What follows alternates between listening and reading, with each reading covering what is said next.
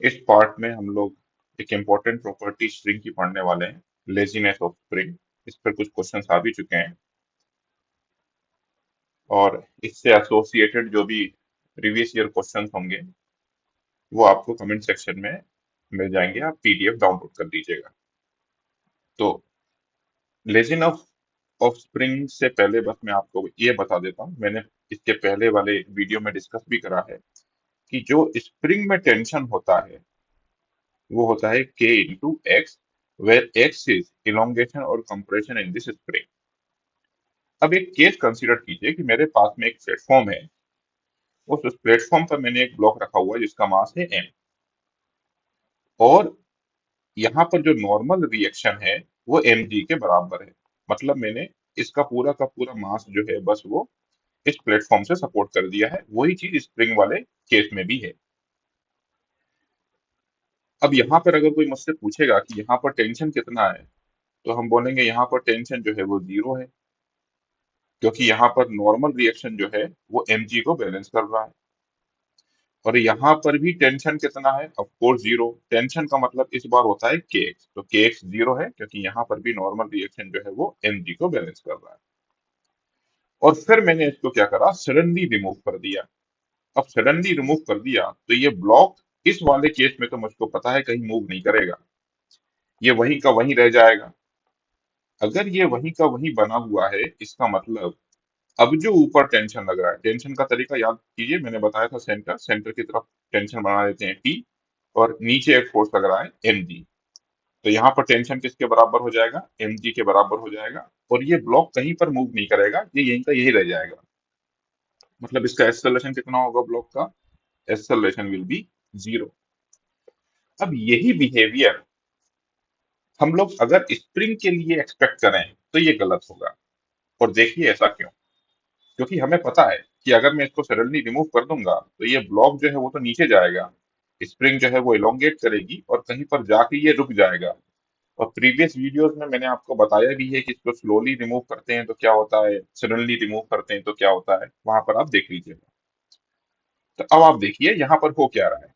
यहाँ पर एक फोर्स तो mg लग रहा है, ग्रेविटेशनल फोर्स, लेकिन जब मैंने इसको हटाया तो स्प्रिंग का उस समय पर इलोंगेशन या कंप्रेशन चेंज नहीं होगा। और पहले इलोंगेशन कितना था, 0। इसका मतलब अभी भी स्प्रिंग जो है वो ऊपर 0 फोर्स ही लगा रही होगी, क्योंकि स्प्रिंग के टेंशन को चेंज होने में टाइम लगता है। क्यों टाइम लगता है, क्योंकि जब ये ब्लॉक ऊपर या नीचे जाएगा तभी तो एक्सचेंज होगा, और ब्लॉक को ऊपर या नीचे जाने के लिए चाहिए टाइम। तो जब ब्लॉक का मूवमेंट होगा तभी ये एक्सचेंज होगा, और जब ये एक्सचेंज होगा तभी टेंशन चेंज होगा। इसी को हम लोग बोलते हैं लेजीनेस ऑफ स्प्रिंग। स्प्रिंग जो है तुरंत अपना टेंशन चेंज नहीं करती। तो ये आपका कंसेप्ट हो गया, यहाँ पर लिख देते हैं अपन लोग। कंसेप्ट क्या है, spring requires some time to change its tension। जबकि ये वाला केस या ये वाली चीज रस्सी के लिए एप्लीकेबल नहीं है। यहाँ पर देखिए रस्सी का टेंशन कितना था, 0 था। रस्सी का टेंशन 0 था, और अचानक से रस्सी का टेंशन कितना हो गया, mg के बराबर हो गया। तो 0 से mg ये तुरंत हो गया। लेकिन अगर मैं इस स्प्रिंग की बात करूं तो इसका टेंशन चेंज नहीं हो रहा है, पहले भी 0 था बाद में भी 0 है। हाँ, बाद में ये नीचे जाएगा, ये जो आपका ब्लॉक है वो नीचे जाएगा। ब्लॉक नीचे जाएगा तो एक्स चेंज होगा, अगर एक्स चेंज होगा तो ऊपर लगने वाला फोर्स भी चेंज होगा, लेकिन समय के साथ में चेंज होगा। जिस समय पर मैंने इसको हटाया है उस समय पर इसका टेंशन 0 ही रहेगा। आप समझिए बात को, मैं ये नहीं बोल रहा हूं कि इसका हर समय पर टेंशन 0 ही रहेगा स्प्रिंग का। जिस समय पर इसको हटाया गया है उस समय पर एक्स चेंज नहीं हुआ है। क्योंकि उस समय पर एक्सचेंज नहीं हुआ है तो मैं बोल सकता हूं उस समय पर टेंशन कितना है, 0। फिर अगर टेंशन 0 है तो इसका एक्सेलरेशन होगा नीचे की तरफ।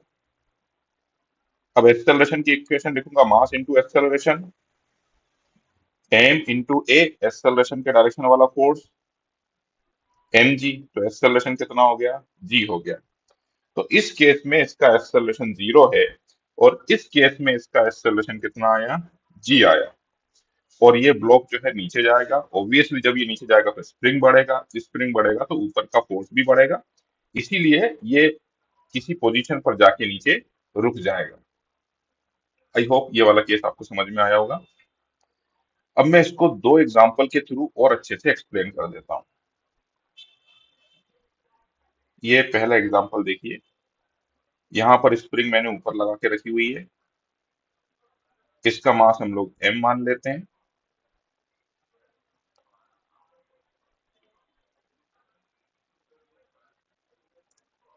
और यहाँ पर एक स्प्रिंग है,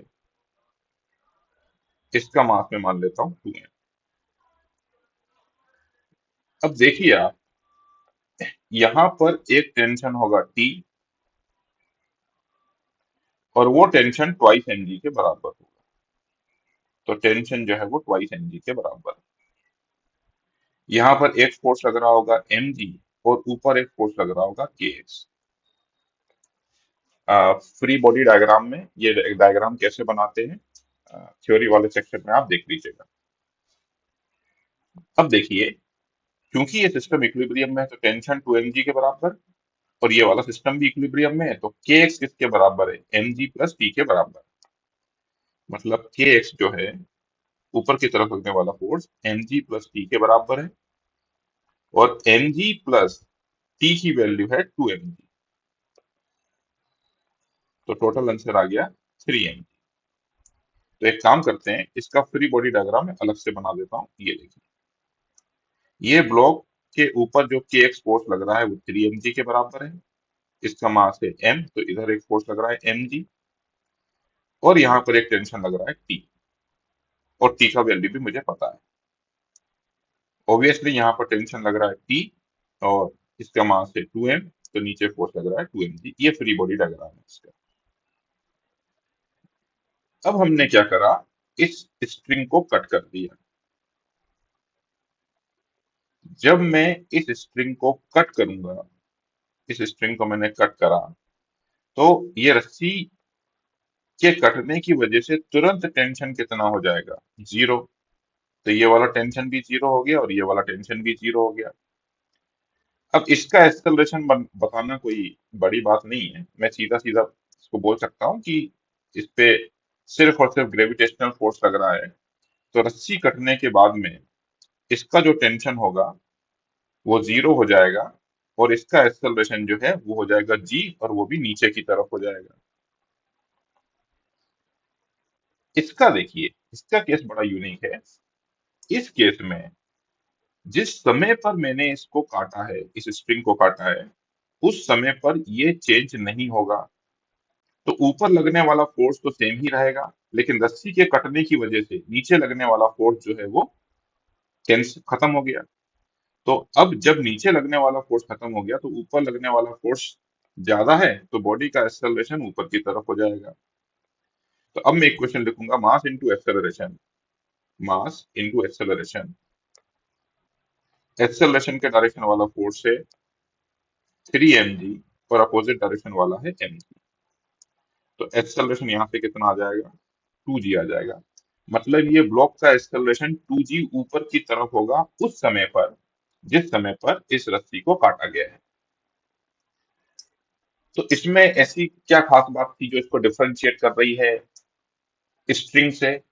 देखिए, अगर यहाँ पर स्ट्रिंग होती तो वो तुरंत अपना टेंशन mg के बराबर करके इसको उसी पोजीशन पर रोक लेती, लेकिन चूंकि स्प्रिंग थी, वो अपना टेंशन चेंज नहीं कर पाई, और इस ब्लॉक का एक्सेलरेशन ऊपर की तरफ हो गया। राइट। अब एक काम करते हैं, एक क्वेश्चन और कर लेते हैं। इस बार स्प्रिंग जो है वो नीचे लगा देते हैं, और स्ट्रिंग ऊपर लगा देते हैं। ये देखिए, इस बार हम स्ट्रिंग को लगा देते हैं ऊपर, और ये मास मान लिया हमने m है, और ये वाला मास मान लिया हमने 2m। फिर से इसका फ्री बॉडी डायग्राम बना लेते हैं और फिर स्ट्रिंग को कट करके इसका बिहेवियर चेक कर लेंगे। देखिए, यहाँ पर एक टेंशन होगा टी और एक फोर्स लग रहा होगा एम जी इधर। इधर एक फोर्स लग रहा होगा ट्वाइस एम जी नीचे, और स्प्रिंग एक फोर्स लगा रही होगी के एक्स ऊपर। तो के एक्स मैंने यहाँ पर भी लगा दिया। कंसेप्ट वही है, सेंटर सेंटर की तरफ टेंशन बनाते थे, स्प्रिंग के केस में वो टेंशन के एक्स हो जाएगा। तो अब हम इसका फ्री बॉडी डायग्राम अलग से बना देते हैं। ये देखिए, ये रहा एम, ये है टेंशन टी, और ये है एम जी और के एक्स फोर्स। और यहाँ पर ऊपर फोर्स लग रहा है के एक्स, और नीचे फोर्स लग रहा है ट्वाइस एम। के एक्स किसके बराबर है? ट्वाइस एम जी के बराबर है, क्योंकि ये सिस्टम इक्विलिब्रियम पर है। Upward force will be equal to downward force, ये लिख दिया मैंने यहाँ पे। और इसके लिए मैं लिखूंगा अपवर्ड फोर्स है टेंशन, और नीचे फोर्स है एम जी प्लस के एक्स। देखिए, ऊपर टेंशन लग रहा है और नीचे के एक्स और एम जी लग रहा है। और के एक्स का वैल्यू जो है वो 2 mg है, वो भी यहाँ पर लिख देते हैं। तो टेंशन कितना हो गया? 3 mg। तो यहाँ पर ऊपर बेटा टेंशन हो गया 3 mg, नीचे हो गया mg, और के एक्स की वैल्यू जो है वो भी 2 mg के बराबर दी है। और नीचे वाले केस में ये रहा 2m, ऊपर फोर्स लग रहा है के एक्स जो कि 2 mg के बराबर है, और नीचे फोर्स लग रहा है 2 mg। मैंने कुछ नहीं करा है, ये वाला डायग्राम वापस से यहीं पर बना दिया है। नीचे फोर्स देखिए mg प्लस 2 mg, और ऊपर फोर्स 3 mg। ऊपर फोर्स 2 mg और नीचे फोर्स 2 mg। अब हम स्ट्रिंग को कट करते हैं। अगर मैं इसको कट करूंगा तो तुरंत ये वाला जो पार्ट है वो जीरो हो जाएगा। रस्सी का देखिए टेंशन जीरो हो गया। अब टेंशन अगर जीरो हो गया तो ये वाला जो ब्लॉक है जिसका मास है m, उस पर नीचे कौन कौन सा फोर्स लग रहा है? mg भी लग रहा है और 2 mg भी लग रहा है। इसका मतलब बाद में जो हमारा m है, ऊपर फोर्स लग नहीं रहा, और स्प्रिंग अपना फोर्स चेंज कर नहीं सकती, उस समय पर तो नहीं कर सकती। तो 2 mg और mg, नीचे फोर्स कितना लग रहा है? 3 mg लग रहा है। ऑब्वियसली इसका एक्सेलरेशन ए नीचे की तरफ होगा। तो हम इक्वेशन लिखेंगे मास इनटू एक्सेलरेशन, और एक्सेलरेशन के डायरेक्शन वाला फोर्स। तो एक्सेलरेशन कितना आया? 3g। तो रस्सी कटने के तुरंत बाद जो ऊपर वाला सिस्टम है उसका एक्सेलरेशन नीचे की तरफ 3g आ जाएगा। अब देख लेते हैं 2m का एक्सेलरेशन कितना होगा। टू ईयर सरप्राइज, इसका एक्सेलरेशन होगा ही नहीं, क्योंकि रस्सी अपना टेंशन चेंज कर सकती है, स्प्रिंग उस समय पर अपना टेंशन चेंज नहीं कर सकती। रस्सी स्प्रिंग का टेंशन उसी समय पर उतना ही रहेगा। और नीचे ट्वाइस mg फोर्स लग रहा है, ट्वाइस mg इसका मतलब जिस समय पर रस्सी काटी गई है उस समय पर इसका एक्सेलरेशन कितना हो जाएगा? जीरो हो जाएगा। हाँ, कुछ समय के बाद में जब ये ब्लॉक नीचे आएगा तो इलोंगेशन जो है वो कम ज्यादा होगा, उसकी वजह से ये फोर्स चेंज होगा और इसका मूवमेंट स्टार्ट हो जाएगा। राइट। तो लेजीनेस ऑफ स्प्रिंग पर बेसिकली ये दो ही टाइप के क्वेश्चंस आते हैं, और इससे एसोसिएटेड जो भी क्वेश्चंस वगैरह हैं प्रीवियस ईयर के, वो आपको कमेंट सेक्शन पर मिल जाएंगे। इन केस आपको कुछ और रिक्वायरमेंट हो थ्योरी की तो आप कमेंट कर दीजिएगा, नेक्स्ट सेक्शन में वो इंक्लूड कर लेंगे आप।